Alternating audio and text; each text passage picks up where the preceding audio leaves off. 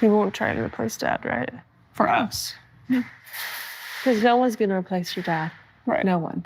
I worry that my dad and the chance of having like a really close relationship with my dad, like slowly going away. I think he'd be a great stepdad. I agree. Worried that my relationship with my father will be desolate, will like not exist anymore. It's time for another update from the Sister Wives world, and this one involves Christine Brown's daughter, Ysabel. Reports say she's facing a lawsuit in Salt Lake City, Utah, stemming from a car crash that likely happened in 2023. According to records, Ysabel received a traffic citation in March 2023 for an accident that took place near Midvale, Utah, along I-15, an area known for heavy traffic. The citation listed her for following too closely, which usually means the driver rear-ended someone due to not leaving enough space. This crash reportedly involved 4 different vehicles. Looking back to March 30, 2023, court documents from Midvale Traffic Court confirm Ysabel was ticketed for a following too closely violation, suggesting she caused a chain reaction collision. The plaintiff claims she was driving a gray Subaru Outback in the left lane, followed by vehicles driven by Matias Ganado and Jadet Mari. Ysabel was in a Honda HR-V behind them. As traffic began slowing down, the lead driver hit the brakes and came to a full stop, followed by the next 2 drivers who also stopped safely. However, Ysabel allegedly failed to react in time and crashed into Mari's car, which then hit Ganado's car, which finally struck the plaintiff's vehicle. The plaintiff claims she suffered injuries because of this chain reaction. The lawsuit alleges Ysabel was negligent in several ways, failing to slow down, not paying proper attention, and not maintaining control of her vehicle in a safe manner. The plaintiff says these actions directly led to her injuries, some of which may be long-lasting. Under Utah law, which uses a modified no-fault system, a driver less than 51% responsible for a crash can sue the person more at fault. That's what's happening here. Typically, in Utah, drivers must first seek compensation through insurance. So the plaintiff would have needed to file a claim with Ysabel's insurance company. If that failed, either because they refused to pay or due to underinsurance, then a lawsuit would be the next step. That might explain why this lawsuit is being filed 2 years after the actual crash. The lawsuit, filed on June 23 in Salt Lake County, states the plaintiff has over $3,000 in medical expenses and expects to prove this at trial. She is asking for compensation for her injuries, pain and suffering, lost quality of life, and potential long-term impairments. She's also requesting both pre- and post-judgment interest, court costs, and a jury trial.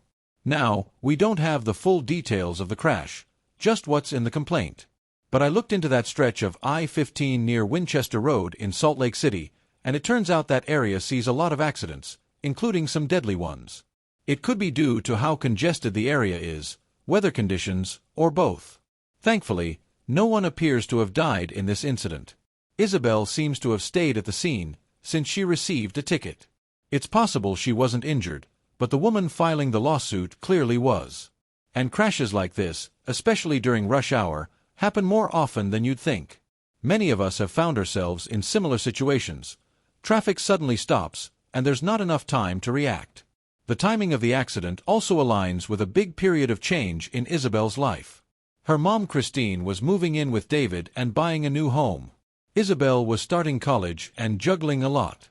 I don't see her as reckless. She got a ticket, which implies she cooperated and took responsibility at the time. What feels strange, though, is how long it took for this lawsuit to be filed, 2 full years. Interestingly, Ysabel's brother Paydon went through something similar back in 2018. In that case, he rear-ended someone on a busy road in Nevada. Cody Brown was also sued since it was likely his vehicle. They ended up in arbitration and paid a settlement of over $30,000 due to underinsurance issues. In Ysabel's case, there's no mention yet about the insurance details. The lawsuit is vague on key points like the date, insurance involvement, or a full accident report. But they did mention they'll be providing proof of medical costs at trial. Being involved in a lawsuit, especially at such a young age, is extremely stressful. Hopefully, she has proper insurance coverage and won't face a situation where she can't afford to pay damages. Many young drivers carry only liability insurance, which doesn't cover all kinds of damage or injury. If Ysabel was underinsured or lacked collision coverage, she could be in a difficult financial position. This story is a reminder of how important it is to have the right kind of car insurance and to always drive attentively.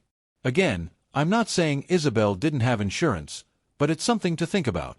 Accidents happen to the best of us. Hopefully, this doesn't go to trial and gets resolved quickly. If the plaintiff's injuries were truly serious, I hope she gets fair compensation. And I hope Ysabel comes through this without lasting harm to her record or finances. What are your thoughts on this situation? Do you think the lawsuit is justified? Drop your thoughts in the comments. Don't forget to like this video, subscribe to the channel, and hit the bell icon so you never miss an update. Thanks for watching. Take care.